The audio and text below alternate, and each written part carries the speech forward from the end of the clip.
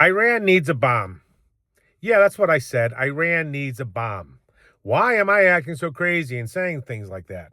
Because the reason we screw around with Iran for Israel's benefit, of course, it has nothing to do with our benefits. None of this benefits us, is because Iran can still be fucked around with. Israel has nuclear weapons. They've never declared they have nuclear weapons, but we all know they have nuclear weapons. So Iran, they try to portray Iran as the bully of the Middle East, when in fact we all know it's Israel that's the bully of the Middle East. I can't keep track of how many places Israel is currently fighting, or groups are fighting. You know, they're bombing the shit out of southern Lebanon. They're committing genocide in Gaza. Now they're bombing bases in Syria and trying to start a war with Turkey. And again, the reason is that in that region, Israel's the only power that has nuclear weapons, and they have their big brother, us, that do their dirty work for them like idiots. And thus, we get to, dictate the terms and bully other nations around. The reason we no longer bully North Korea around, well, guess why? Because in 2006, they test detonated their first nuclear device. And since that time, the Korean Peninsula, to me, has become actually a much more stable place. Not saying Kim Jong-un's a good guy, but what I'm saying is we don't sit there and try to screw around with him like we were doing way before that in the 90s and stuff, because now, they used to call them they call them the hermit country, because they're so backwards in so many areas, and the people there do live in really, not good conditions. But guess what? They have nukes.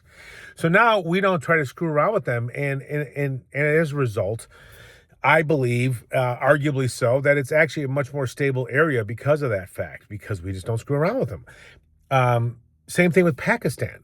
Pakistan, if there's any nation that shouldn't have nuclear weapons, it's arguably Pakistan, because of the presence of all the Taliban forces and other forces that would love to overthrow the government, and they already have, declared working nuclear weapons. So the theory that we can't allow Iran to have nuclear weapons because they're the big bad bully of the Middle East and the bad guys, which isn't true. We all know Israel's the big bad bully of the Middle East, and they're the problem in the Middle East, and they project their power upon others because they have undeclared nuclear weapons. Everybody knows they have nukes. And then, of course, they have us, their big brother, with a shitload of nukes doing their dirty work for them like a bunch of buffoons. So what I believe is that if Iran did have a nuclear weapon, Israel would stop bullshitting with Iran. Israel is a nation of 9 million people. Very tiny landmass. I don't know how big the landmass is, but it's like something like the size of New York City or New York State. It's very small, 9 million people. One or two nukes, that country's done. Done. So the moment that Iran test fires their first nuclear device, Israel's got to stop doing their bullshit and stop trying to take down the Iranian government. I'm not defending the Iranian government. I'm not saying they're good guys. They're not. There's a shitload of bad governments in this world. I believe we're one of them, maybe further down the list than some of these other ones, but there's a lot of shitwad governments in this world. If there's one nation that we should be scared to death of having nuclear weapons, it's Pakistan. Pakistan has been a declared nuclear nation for quite some time, and they have the Taliban there that's constantly wanting to overthrow the government. And if they do, they're going to immediately have their hands on live, workable nuclear weapons.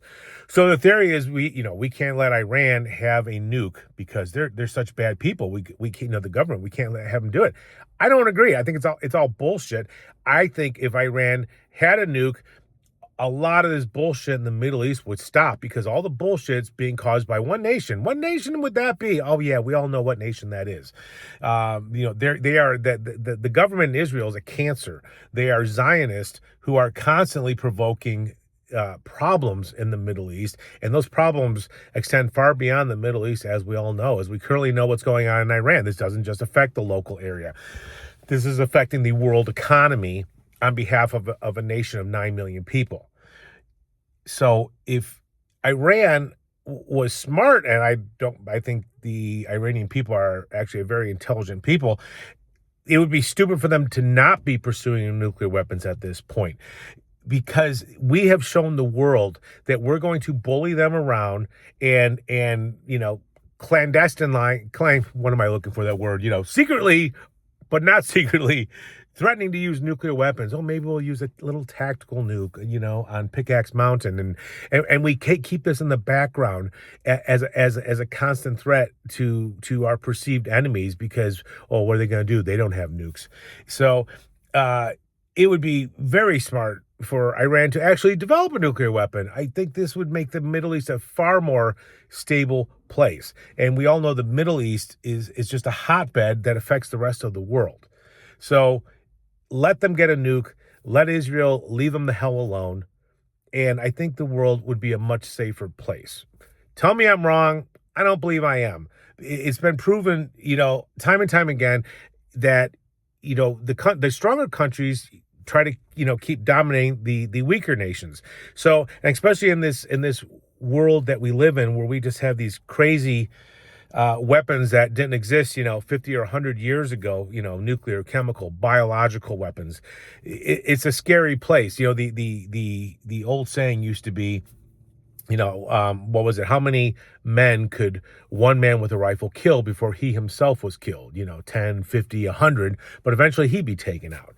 But now the threats are so much bigger, and we have nations and, groups with, very, very devastating weapons, and we use these weapons to threaten our neighbors, to threaten people that we don't agree with, to for political means, for political pressures. We use threats of force, whereas before there was a lot less discrepancy between the powers of different nations because, everybody can make swords or everybody could have guns, right?